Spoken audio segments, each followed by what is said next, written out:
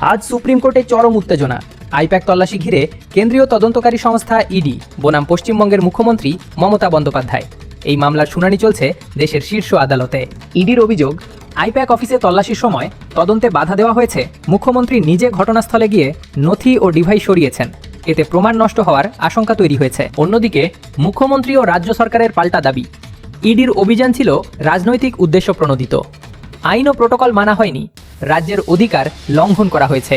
ইডির পক্ষ থেকে বলা হয়েছে এটা শুধু রাজনৈতিক বিষয় নয়, এটা আইনের শাসনের প্রশ্ন। অন্যদিকে মুখ্যমন্ত্রীর পক্ষের আইনজীবীরা বলছেন ইডি ক্ষমতার অপব্যবহার করছে। আদালত যেন একতরফা নির্দেশ না দেয়। আদালত জানিয়েছে বিষয়টি গুরুত্ব সহকারে দেখা হচ্ছে।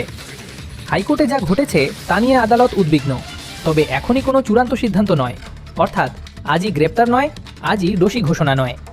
বিস্তারিত শুনানি চলবে। বাংলার সব খবরের দ্রুত আপডেট পেতে এক্ষুনি সাবস্ক্রাইব করুন ডিজিটাল রাহুল ইউটিউব চ্যানেলটি।